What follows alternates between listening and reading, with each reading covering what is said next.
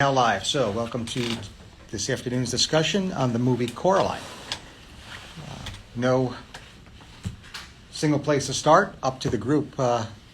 Where would you like your initial focus to be? Her parents are awful. Parents. I hate her parents so much. They just completely neglect her. Yeah. So I assume you're talking about her biological parents. I mean, both sets are awful. I mean, the Beldam is no walk in the park either. But let's Yeah. focus on our biological parents first. So what did you say? They're just like, there's nothing that's technically. I didn't see anything that was like pathologically diagnosable in the movie, but like if you had to give a diagnosis, I'd be like horribly neglectful parents that only attend to their daughter when it's convenient for them. Yeah. So there's neglect here. There is neglect. And remember, let's always start from a position where it's normal until we're provided evidence to the contrary, right? So give me, in your impression, what would be an example, not necessarily film-based, of quote-unquote normal neglect. How would somebody deem it normal? Can it be another example? Yes. I want an example, just a general example. Perhaps if like a baby's crying and is like they've already attended to the baby to make sure there's nothing wrong with it, and then it cries again and they ignore it. Like that's normal neglect. And that's actually a method, and I could say as a parent it's very painful, even though some quote-unquote experts say to do just that, get the baby to learn to self-soothe. Sure. Rather than that with the parents. Like that was Yeah, and generally speaking, remember, this story may be told from Coraline's perspective, meaning that if that is the case, a child in quote-unquote normal development might actually deem their parents to be neglectful. There's going to be a time where they're going to discover, and we'll pick on mom because we always pick on mom in psychiatry, that's the Freudian way, that mom is simply not going to be able to be omnipresent. At the beginning, mom is the center of the baby's world. But at some point, the baby will discover, the child will discover that mom is not perfect and that she can't be omnipresent. And the next step then would be to determine, therefore, that mom is neglectful. And the baby will have to self-soothe, and there'll be a transition to full autonomy from that point. And that transitional period is actually called the transitional period, right? So that might be going on here. So again, we don't want to pathologize quote-unquote neglect. We might want to say that it's normal until it's proven not to be. Now, is there any proof that perhaps this is not part of normal development? Because, by the way, when a child discovers that primary caregiver is not omnipresent, one form of self-soothing could be a defense mechanism called fantasy, and it could be a defense mechanism called, I'm blanking on the second one, animism, right? So fantasy would be fantasy play. That would be an example of the defense mechanism of fantasy play. The behavior is actually named for the defense mechanism, so tea parties, imaginary friends, like Beldam. Animism would be having a blanket or a teddy bear, right? Imparting humanistic qualities to an inanimate object, right? So why isn't that what's going on? I mean, clearly that is Coraline, is engaging in fantasy play, right? So this is the normal manifestation of fantasy as a defense mechanism. Or is it? I mean, I think, they're pretty overly neglectful, I'd say, because, there's a lot of shots of the fact that they, really don't have that much food in the house. I don't know how much they're feeding her because, the fridge is totally empty. She only goes to, grocery shop when it's absolutely necessary. And even then, she was like, oh, do you want a ketchup mustard burrito or whatever? Which, obviously every once in a while, okay, maybe you slip up once, but, that's pretty neglectful. Basically no food. The Dursleys feed Harry Potter better than these people feed the child they supposedly love. How many times do we actually get to view the refrigerator? 2. So it's more than one isolated incident? Yeah. All right. Any other evidence to suggest that maybe this isn't part of normal development? And plus, like, she imagines all this food. That's like half of the fantasy is her thinking of food.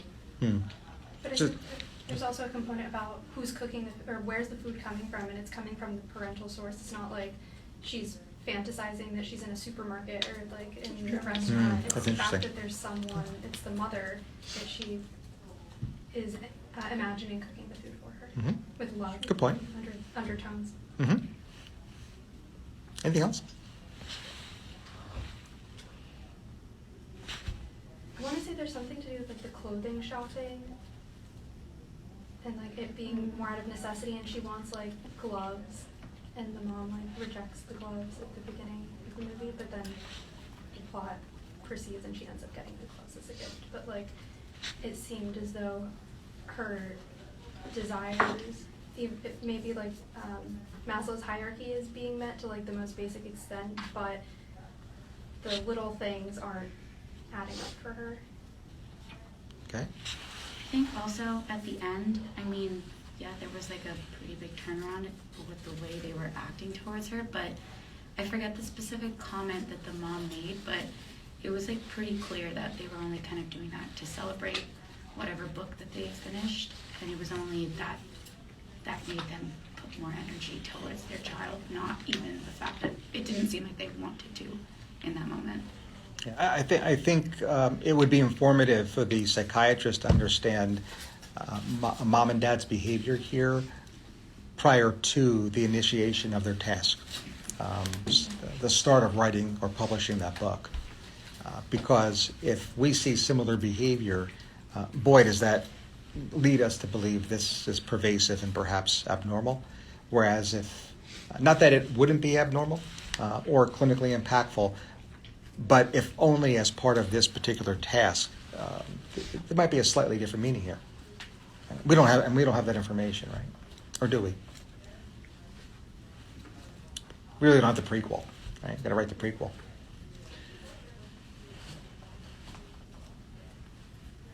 Any other evidence that this may be outside of age-appropriate behavior? It's her age. I think she's like, yeah. She's 11? Yeah. She's 11. I mean, I thought she was like 8. yeah, the voice was like. Yeah. Like Coraline on That And- is normal for 11? No. Okay, I was gonna say No. not for 11. I thought if she was like 8. Yeah. When Yeah. do you cut that off? Around 8-ish, That's but again, it's variable. There's no really set date or set age. But that transitional period, if it begins at or around the age of 2, boy, 11 is stretching it.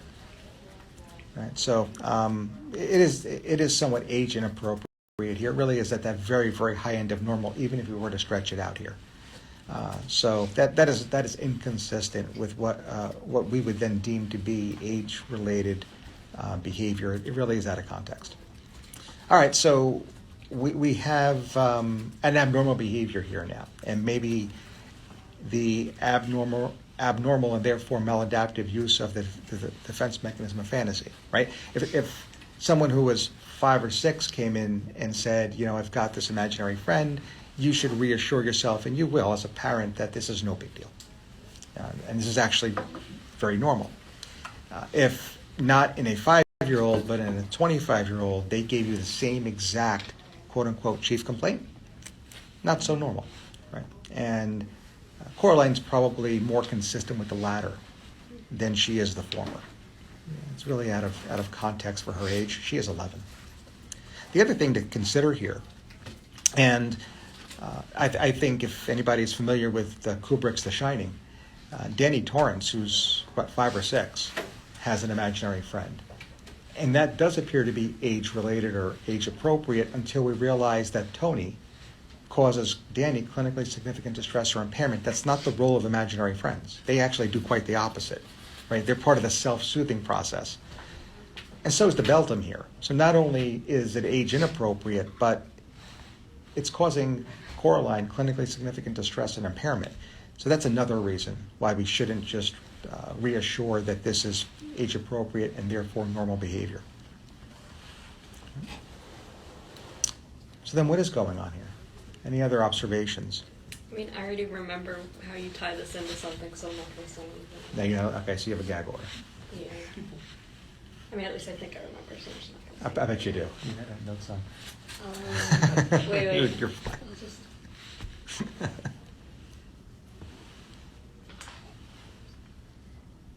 There's potential. Oh, I thought Oh. that was it. At least that's what I thought. I think one of the medical students Didn't may you have- tie it to that? I don't think I did. I think Oh, one of the okay. other clerks did previously. Should I talk about it or Um, not yet? Not yet. We'll see. Okay. We'll see what these come. I want to see what these guys come up with. Because I like watched it through that lens, thinking that that's where it was going. So. Sorry, did you ask a question or are we just?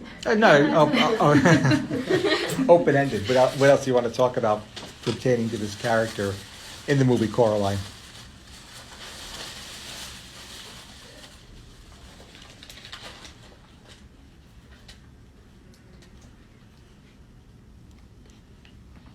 Everything else is fine. You're okay with everything else in this movie? This is like very different than what we were saying, but I felt like the entire movie like represented some form of addiction. How so? Like it just seemed like going with her neglectful parents, she was seeking out something else that was different, which I feel like is how a lot of like substance use addictions start. And it starts out really great and it's everything she wanted, and then she kind of gets trapped into it. She can't leave, and then it starts to like take away every aspect of her life, like takes away her parents and her friends and stuff, and then like she can't get out of it. So. That's interesting. And this family just moved into that home. Mm-hmm. So that would be consistent with what we might look at as a precipitant to substance use, which is peer pressure. Now, YB, not so much, or maybe I'm missing something, but he does appear to be her only friend. Yeah. That is a strong word. Only companion? She treats him terribly. Yeah. And he's also kind of creepy. How so? He just like rolls up on this. Yeah, he was. Yeah, he just rolls up on this girl with like a periscope and a slug, and like, here's this creepy doll I found of you.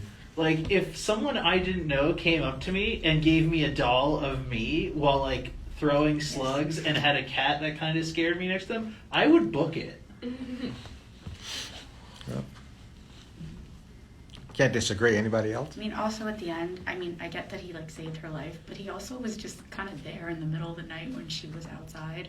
He just came out of nowhere. Thank you. Which He's creepy. questionable. He could be like, I mean, probably just a weird kid, but it could be like schizotypal, I guess. Like if you were to stretch it, because it is like very eccentric. Going off of that, I thought that Coraline might have had or been displaying some sort of schizotypal because of magical thinking, talking to animals, like kind of fits in line. But also schizophrenia. But then you're like, the time frame we're not really given to be able to make that level diagnosis. But there's something, some aspect of that strain that might be applicable to this. So let's look at this more of a continuum, because I think when we kind of lay this out one by one, it's going to give us opportunity after opportunity to kind of briefly review several topics in psychiatry and therefore several potential topics on a shelf exam. So we start out with this idea of fantasy, right? Fantasy being a defense mechanism. Right. Defense mechanisms are nothing more than subconscious processes of the ego that aim to alleviate anxiety. Right? Anxiety that's caused by the friction between what you want to do, that's your id impulse, and what you're allowed to do, that's your superego. Right? So your id, what you want to do, and your superego, what you have to do, are always equal and opposite for all intents and purposes. They're never going to agree. They're always going to be a source of conflict. Therefore, they're always going to be a source of anxiety. The reason why, and that goes for everybody in this room too, right? I mean, I'm going to take a guess, God bless you, that right now you are not operating on your id. You are not operating by the pleasure principle because you're sitting here, right? And you can look me in the eye, and this is where I will call you a liar.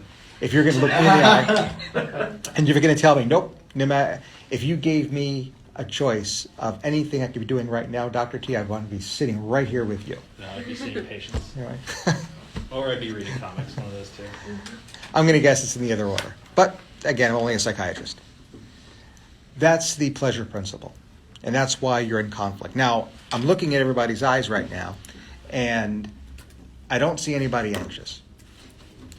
And I just told you that anxiety is that conflict between the id and the superego. So why is it that you're able to actually appear to me in a non-anxious state? Anybody? Is it because it's subconscious? It's all subconscious. I mean, again, So then, like, how would you be anxious if it's like subconscious? well, anxiety is nothing more than that subconscious conflict, right? That's what Freud actually called anxiety, which is that subconscious conflict, psychic pain, right? The reason why is because you all have functioning and strong egos. Your ego strength is preventing you from being clinically anxious, because the ego's role is to dissipate that anxiety caused by the conflict between your id and your superego. And your ego functions along or with these defense mechanisms, one of which is fantasy. I don't think anybody's employing that defense here, but fantasy defined as that autistic retreat into an imaginary world, right? Protecting one from that imminent threat of that id impulse. That's what Coraline is doing. Now, if this becomes who she is, if she maladaptively and rigidly uses that defense, she can get herself into trouble. Because when an individual inflexibly, and always uses, and this is, again, the subconscious choice, that defense of fantasy, they will begin to manifest consistent behaviors that one can refer to as the schizoid personality. From there, individuals who are afflicted with what would be labeled as schizoid personality and therefore schizoid personality disorder may also begin to demonstrate magical thinking, bizarre behavior, and therefore they cluster. That is, schizoid does cluster with another similar personality disorder called the schizotypal personality. So we can see this continuum beginning to build. And might that be the continuum that Coraline herself demonstrates? Right. There's a defense, there's a rigid defense, and therefore the crystallization of personality traits, and we'll call that the schizoid personality. And that too can evolve into something even more complex to incorporate magical thinking and bizarre eccentric behaviors, and therefore cluster with another personality disorder called the schizotypal personality disorder. There's our continuum. Now, this doesn't work linearly, not in real life anyway, but at least in spelling things out for review for a shelf exam, we could certainly build this as something of a sequence. Any thoughts about anything I just mentioned in general or as it pertains to our main character here? If that is what's going on here in the sequel, what might we see manifest in our main character? Persistent delusions, hallucinations, flattened affect. That's the one thing that really throws me off the pre-psychotic disorder, sure. Or maybe a schizoaffective, but like certainly not like a pure schizophrenia or You mean schizotypal. in this movie, you mean? Yeah. But in the sequel, you would. Well, so the thing I wonder is she's got like a very expansive mood. Like there's no flattened affect. So I like. Oh, not yet. Not yet. So you can have that before you get the flattened affect.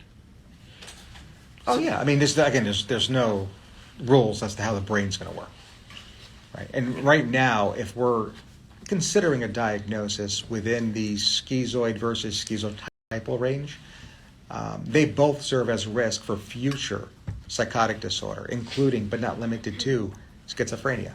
So if you were to write a sequel, all I'm basically asking you to do is put an artistic twist in demonstrating to me your knowledge of the potential pathogenesis of this condition we're talking about, schizotypal personality.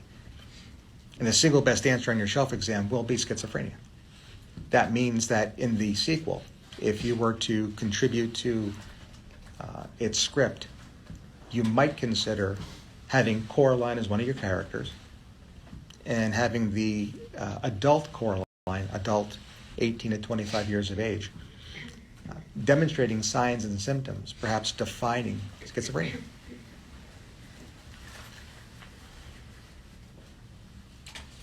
Now, when she actually begins to incorporate these or demonstrate these, well, sometime after 11.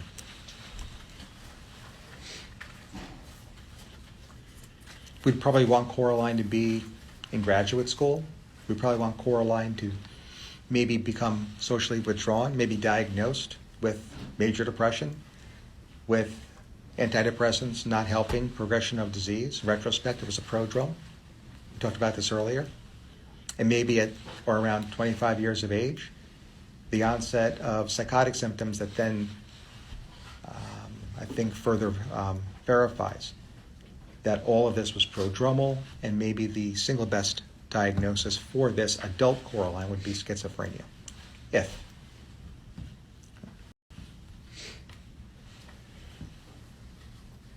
I don't want to lose the addiction point, though. So let's stick with addiction. Are we going with anything you've seen in support of this idea as metaphorical, or do you actually think there might be something going on here? I think it's a metaphor. Okay. You know, one of the things we'll bring up and discuss fairly frequently is looking at human behavior in general, and certainly abnormal human behavior in particular, through a biopsychosocial lens. And that is true, and we'll do it often. The other thing I want to kind of throw out there today is to also begin to interpret human behavior along the 3 Ps, right? Those factors that predispose, precipitate, and perpetuate behavior, and therefore abnormal behavior. One of the perhaps precipitants to an identified addiction behavior in the main character might be this recent move. People who are 11 years of age have a compelling need to fit in. That's normal. And with that need, might engage in activity that they otherwise wouldn't. Peer pressure in trying a drug, experimenting. So, not that everyone who moves, fictional or otherwise, is an addict. Far from it. But in this particular case, there is a potential precipitant to her using. And that is in the plot of Coraline, there is a major move. There was also mention of a car accident and that it wasn't Coraline's fault, but that Coraline had implied some sort of, or had like accepted some sort of fault in that, because her mother had to correct her and be like, you talked about it, it's my fault. But it was very briefly touched on and not a lot of people provided. Yeah, Someone corrected me. Plus the mom said it like passive aggressively at Yeah. first. She said like, well, we had the accident. And like the way she said it, that's why Coraline was like, she goes, well, it's not my fault. And she's like, you know, what'd she say? I never said it was. But it's like. Yeah. Okay. So how are we going to interpret that? How It's a are, precipitating event, something that could happen that would make her mom passive aggressive towards her, because maybe it really was her fault, she distracted her mom, they got into an argument, who knows, there was no background, but something that maybe altered their relationship Mhm. as a precipitating event.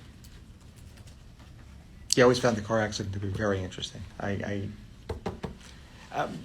So here's another slant on this, and further support of what you're identifying here, in that there is no evidence of the car accident in the book, I never realized. right? In There's a the book. Yeah, all yeah, Okay. yeah. In the book, the father has an accident. Has to do with the wasps. Nothing to do with the motor vehicle. Yeah, and it's the dad. And when you see that mismatch, when you see the movie departing from the book, there's a reason why. There's always a reason why. Whether it's conscious or subconscious, there's a reason. So the car accident's noteworthy here for some reason. There's motivation for the writer-producer to have created this when the author didn't. Good. I don't know the answer to it, by the way, but you're onto something. Isn't that why she wears the neck brace? Mhm. Mom. Yeah. Mhm. Other observations? Addiction related or not? Did we talk about sleeping disorders yet? I didn't hear anything. Sleeping disorders, what are they?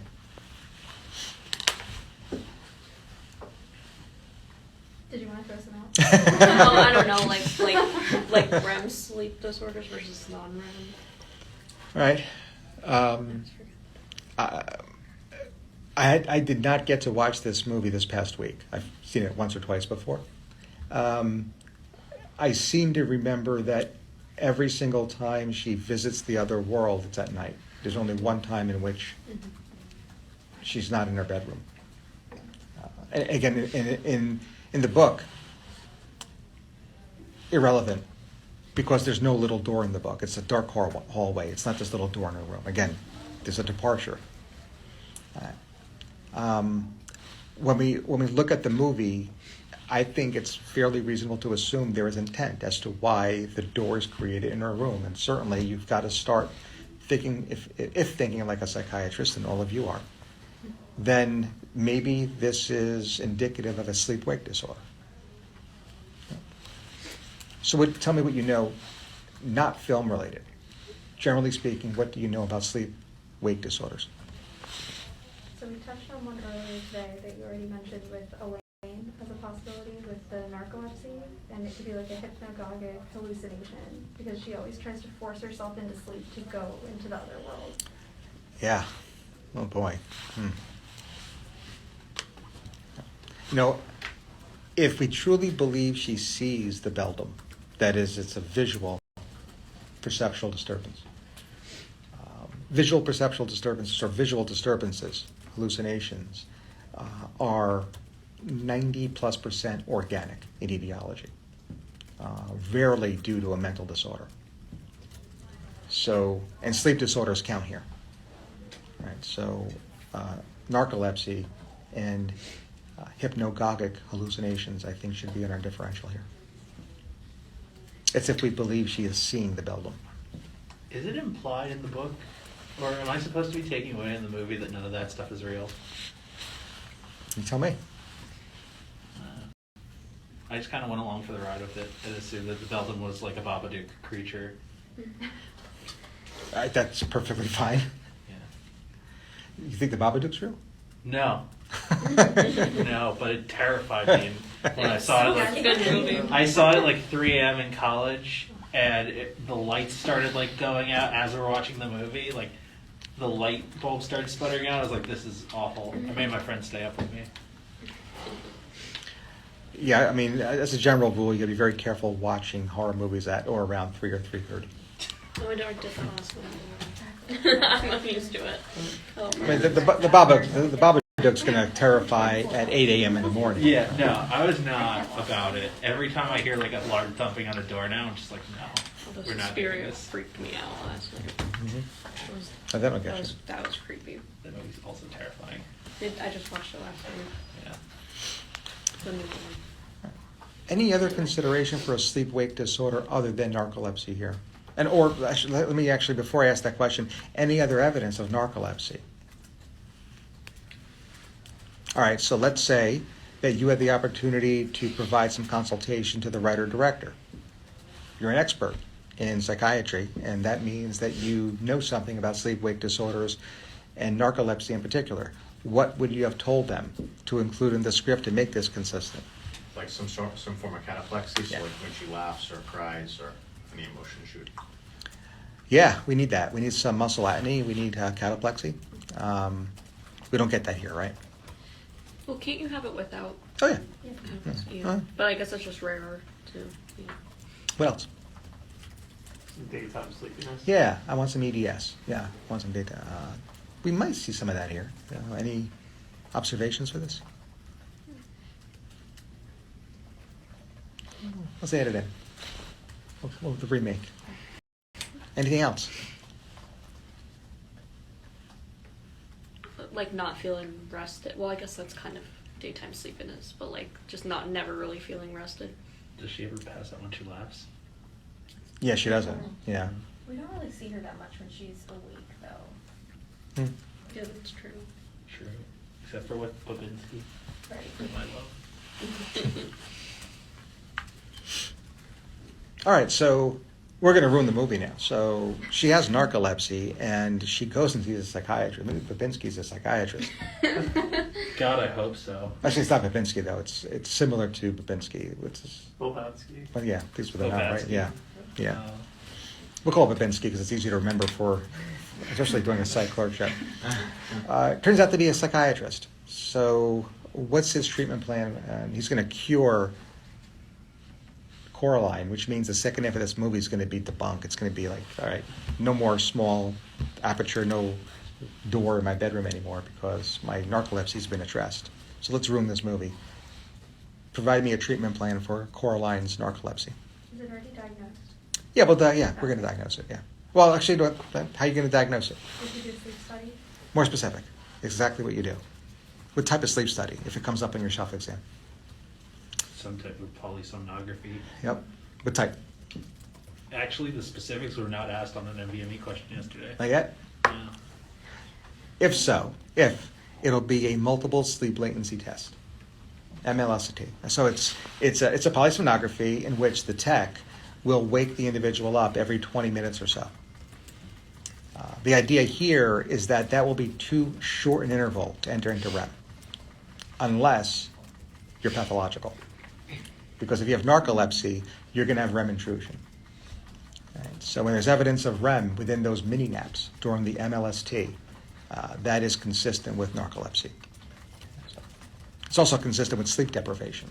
So you can't get your average medical student to a sleep lab because you're going to get a false positive. Except if they're on a psychiatry rotation. All right, so MLST is positive, and you diagnose narcolepsy. Treatment? Like sleep training?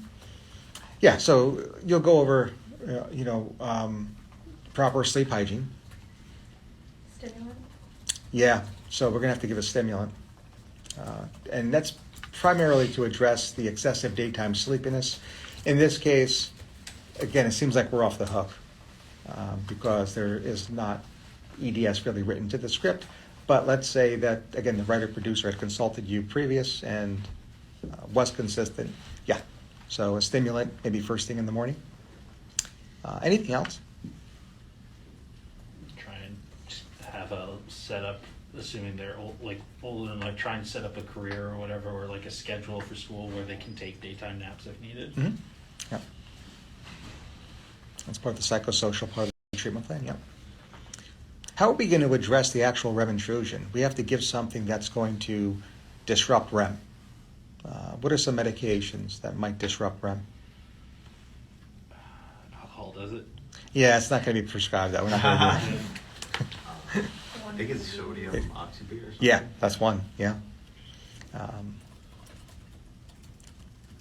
And then if hypothetically the individual is allergic or maybe would have an adverse reaction, a second-line agent would be a TCA. Right. Tricyclics are REM disruptors and therefore are often prescribed at bedtime. All right. And once Coraline gets this regimen, including the biopsychosocial intervention, and her narcolepsy improves, that little door's going to go away and movie over. Yeah. What are the drugs with the Z, like Zolpidem, I think? Like, what are those used for? Yeah, they're hypnotics. Yeah, they're just to assist in sleep onset. Okay. Yeah. I thought that she might have some parasomnias because she fell asleep and then she woke up with a bag that had like the handle of the tractor, the little ball, what else? A pearl. And I thought that was abnormal. It could be abnormal sleepwalking behavior and like some kleptomania, like stealing those items while she was asleep. Interesting. Okay. REM sleep behavior disorder, so like acting out their dreams, which could be unfortunately for some, a normal variant. But it's more common in children, I think. Mm-hmm. So that's REM sleep wake disorder.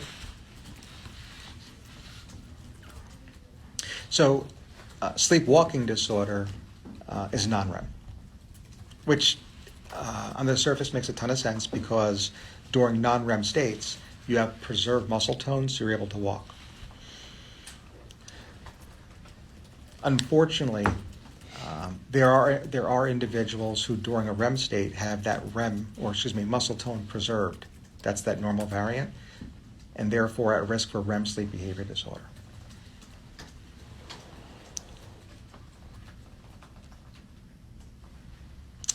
Consistent with this, she's a little young, would be having a synucleodystrophy, synuclein deposits. She's a little young, so that's in dementia spectrum, including Parkinson's disease. Again, little young. But ironically, I think is part of the plot of the Babadook. So maybe there is something. I do. I'm not going to go off on a tangent here, but because I haven't assigned the movie, and I don't want to ruin anything. No spoilers. But yeah, Fair enough. we could talk offline. Okay.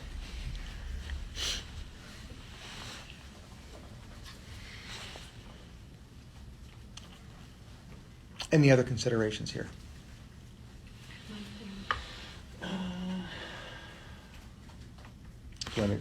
Okay, so, well, I don't know, like, any movie that's assigned that's, like, there's some kind of conflict between a mother and daughter, especially where, like, the daughter is, like, in a way, like, killing the mother, it's usually, like, symbolic of an eating disorder, at least in this So world of stuff. and let me develop that. Yeah. Again, this may or may not come up on an exam, probably not. But it could come in clinical practice, especially if you had an outpatient component to your psychiatry rotation. So this is one theoretical construct, right? This is one theoretical perspective, and it's psychodynamic and really psychoanalytic. So the analytic perspective of what causes anorexia is that the child, it's usually the daughter, because anorexia nervosa is much more prevalent in females than males, has a significant conflict with the primary caregiver. It's usually the mom. Feels that mom is over-controlling, feels that mom is intrusive, feels that mom is overbearing. When mom or any parent is deemed as such, what might be the id impulse? Nobody has to own this. Kill mom. Yeah. Oh, that's where my brain jumped to. However, the superego is going to say what? Exactly. By the way, for those following at home, I have several medical students shaking their head no. That's exactly what the superego says. That's just not going to happen. So we have this conflict, which of course should have been anticipated, of what one wants to do and what one will be allowed to do. This conflict is going to result in anxiety. How will the anxiety be resolved? How is anxiety always resolved?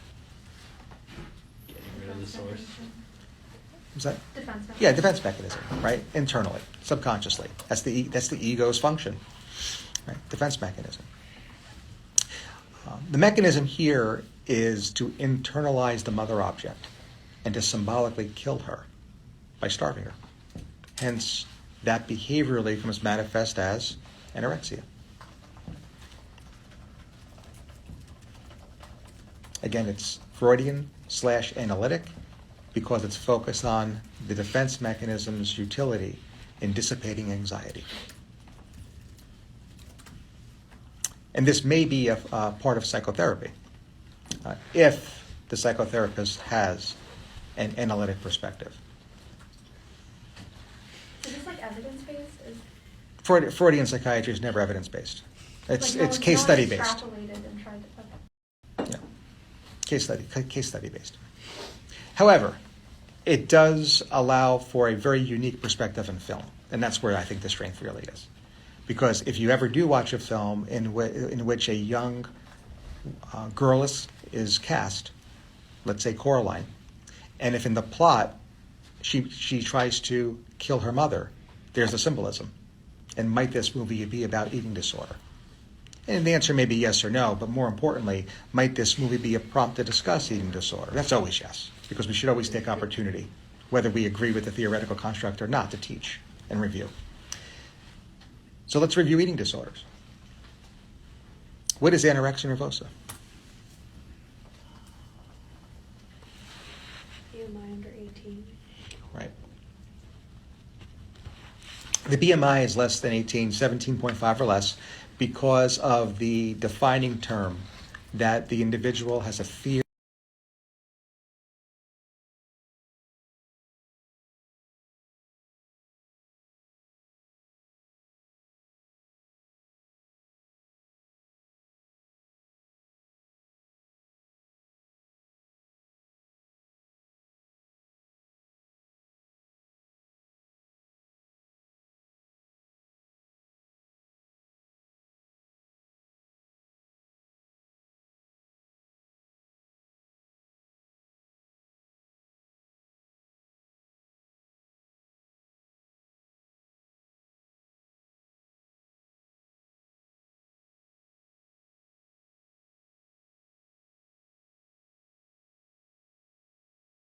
He like definitely skips meals. You- Although, like, I guess I mean, because they're gross, I guess. But like, well, that's a symbolism. you know, But I mean, just a lot of the movie revolved around food. he did. Like, it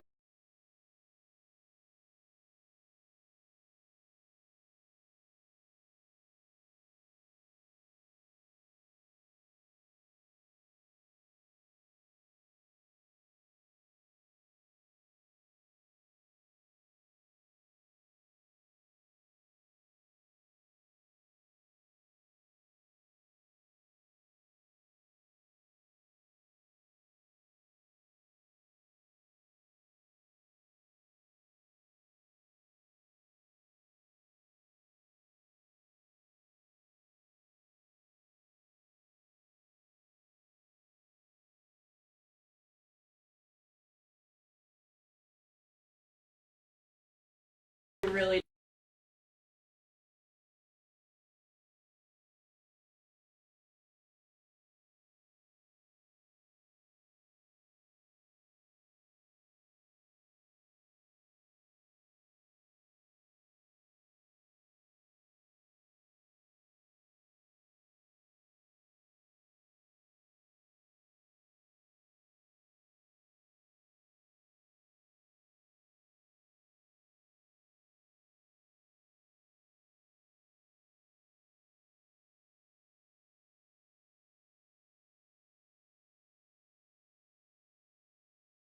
In it. Yeah. And I was like, that's really symbolic if you're like looking at it through this way. Excuse me. So that especially, I was like, oh wow, that would like make a lot of sense. Okay.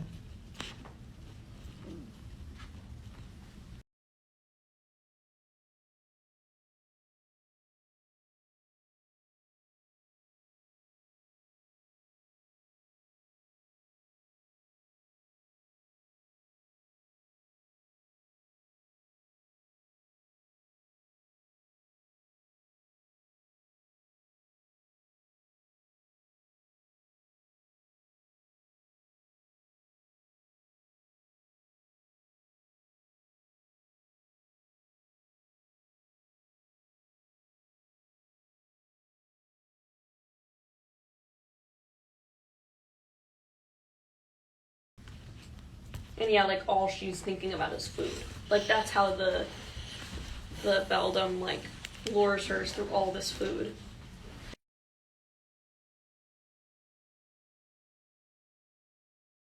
The food that's, you know, being prepared and stuff, and I was like, oh, that's kind of interesting that she would think that her mom doesn't eat any of this stuff. That mango So, smoothie like- looked pretty good. The mango smoothie looked pretty good though. Oh, the mango smoothie, yeah. It's so good. Very random. I like smoothies. But yeah, so the relationship between like her mom and food and her and food is like really interesting. There's no doubt that food is central to the theme of this movie. And again, through this one perspective, might it be indicative of, or supportive of an eating disorder? The general practice here is that any film that casts matricide may always be interpreted through at least one theoretical construct as being symbolic for an eating disorder, and that's anorexia nervosa in particular. Why anorexia nervosa as opposed to like any of the other eating disorders? Do we just like have it as a general rule of thumb? Or- Yeah, because usually the etiology of bulimia nervosa is the opposite. That is, the parents are considered to be distant. Oh, by the way, that might be in play here, right? Not overly intrusive, right? So the overly intrusive parent results in the id wish to kill, like you said. And therefore, the superego, as governed by the reality principle, to ensure that that thought does not come to conscious awareness because it's taboo, lending to an internal conflict. And that is considered to be the etiology of anorexia. Bulimia doesn't give you that because of the distant parenting. The emotionally distant parenting does not result in an id wish to kill. Right? So you actually have both in play here, which is interesting. Right? But and it does happen in clinical practice as well. Right? Clinical practice, human behavior does tend or can depart from what is published in books, even the DSM. That happens, right? And that is actually what's really playing out here. All right, any final thoughts on our fictional case of today, and that's Coraline? I was wondering, like, why she needed the portal to get into the other world, but she didn't need the portal to get back to the real world. I don't know if anybody had any thoughts about that. Oh, you mean when Part she of just my went to addiction sleep? theory. But it's unrelated to you. She didn't need the portal at the end to come back. At the very end, but like during the course of the movie, she was Yeah, just yeah. like sleeping in her bed and waking up. Yeah, that's true. I like that symbolism That- for right? addiction. That works. That 'Cause totally you have works. to keep taking it. And then you have to but then take it like wears active off. steps once you're like deep in the Yeah. substance use Interesting. disorder. You need to like take active. I like that. I like Thanks. where your head's at. All right, well, we'll end it there. All right, then we'll log off. I'll be posting next week's assignments, both Seinfeld as well as the film to be discussed on